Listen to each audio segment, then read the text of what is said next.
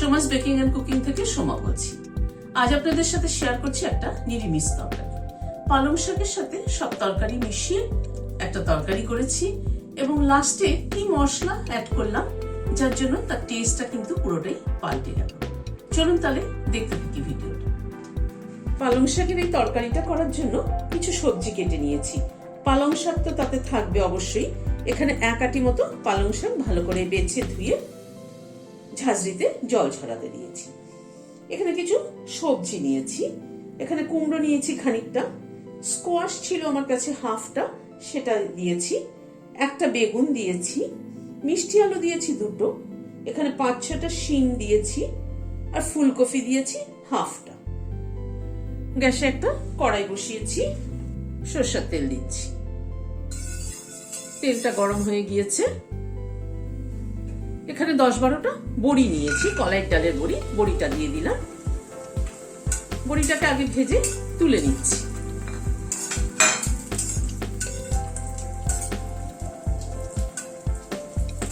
বড়ি ভাজতে কিন্তু একটু তেল লাগে। বড়ি যদি একদম কম তেলে ভাজা হয় না, বড়ি খুব কম তেলে ভাজলে কিন্তু বড়িগুলো ভাজা হবে না, কাঁচা থেকে যাবে ভেতরটা, খেতে কিন্তু ভালো লাগবে না।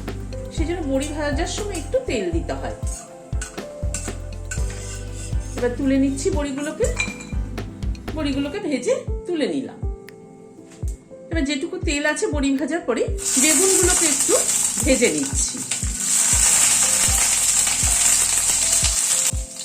অল্প একটু নুন দিয়ে দিলাম, অল্প একটু হলুদ দিয়ে দিলাম। নুন হলুদ দিয়ে বেগুনটাকে আগে একটু ভেজে তুলে নেব। একসাথে তরকারির সাথেও বেগুনটা দিতে পারতাম, কিন্তু পালং শাক থেকে প্রচুর জল বেরোবে, তাতে বেগুনটা না একদম ঘেটে যাবে, খেতে ভালো লাগবে না। সেই জন্য বেগুনটাকে আগে একটুখানি ভেজে তুলে নিচ্ছি। বেগুনটাকে উল্টে পাল্টে একটু ভেজে নিলাম, নিয়ে তুলে নিচ্ছি। ওই একই প্লেটে বেগুনটাকেও তুলে নিলাম। কড়াইতে আবার সরষের তেল দিচ্ছি। তেলটা গরম হওয়ার পরে 5 ফোড়ন দিচ্ছি। হাফ চামচ মতো 5 ফোড়ন দিলাম। আর হিং দিচ্ছি 1/4 চামচ।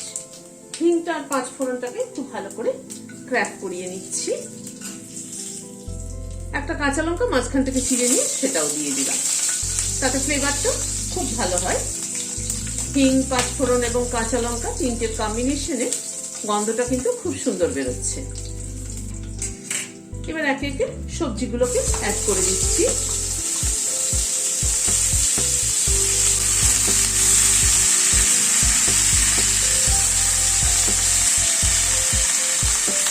হাফ চামচ নুন দিয়ে দিলাম, হাফ চামচেরও কম হলুদ দিলাম। নুন হলুদ দিয়ে তরকারিটা একটু নাড়াচাড়া করে নিচ্ছি। যে কোনো তরকারি কিন্তু দেখবেন একটু ঢেকে ঢেকে রান্না করলে পরে তার টেস্ট কিন্তু অনেক বেটার হয়। নুন হলুদটা একটু মিশিয়ে দিয়ে এবার একটু ঢেকে দিচ্ছি। গ্যাসের ফ্লেমটাকে মিডিয়ামে রেখে তরকারিটা ধীরে ধীরে তেলের মধ্যে সেদ্ধ হোক। প্রায় মিনিট 5 মতো ঢাকা ছিল, মাঝে আমি একবার ঢাকাটা খুলে নেড়ে দিয়েছিলাম। তরকারিটা অনেকটাই নরম হয়ে এসেছে।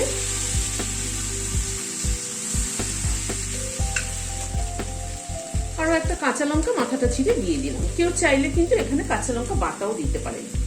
এবার শাকটাকে দিয়ে দিচ্ছি।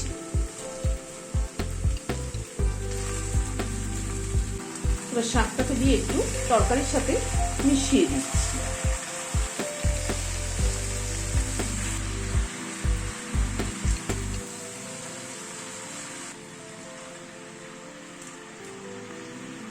শাকটাকে ভালো মতো মিশিয়ে দিলাম। এবার শাকের থেকে কিন্তু জল ছাড়বে। আবার একটু ঢেকে দিচ্ছি। আবারও প্রায় মিনিট 3-4 মতো ঢাকা ছিল। ঢাকাটা খুলছি। শাকের থেকে জল বেরিয়েছে, সেই জলেই মোটামুটি তরকারিটা কিন্তু সেদ্ধ হয়ে গেছে। শাকটা দেওয়ার পরে আমি আর নুন দেইনি, আর একটু নুন লাগবে মনে হচ্ছে, অল্প একটু নুন অ্যাড করলাম। 1 চামচ চিনি দিয়ে দিলাম। এই সমস্ত নিরামিষ তরকারিতে মিষ্টিটা যদি ঠিকঠাক ব্যালেন্স না হয় তাহলে কিন্তু খেতে ভালো লাগে না। নুন মিষ্টিটা অবশ্যই নিজেদের পছন্দ অনুযায়ী দেবেন।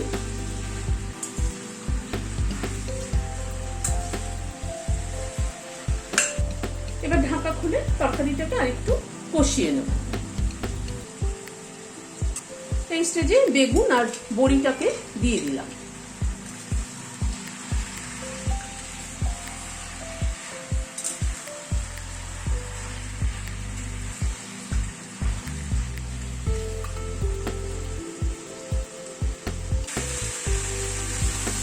তরকারিটাকে আরো 2-3 মিনিট একটুখানি নাড়াচাড়া করে নিলাম।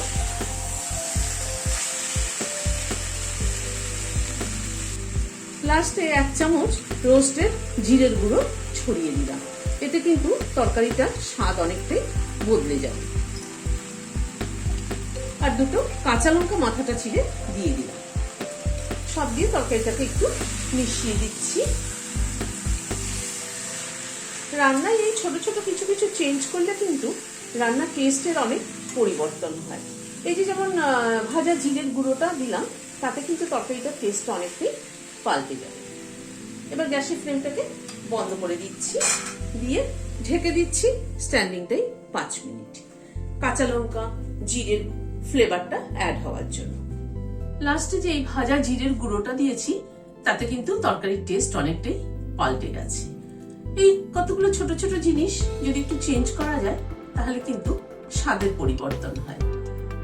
আপনাদের কেমন লাগলো? যদি ভালো লাগে তাহলে একটা লাইক এবং সাবস্ক্রাইব করার অনুরোধ রইল। আজ তাহলে এখানে শেষ করছি।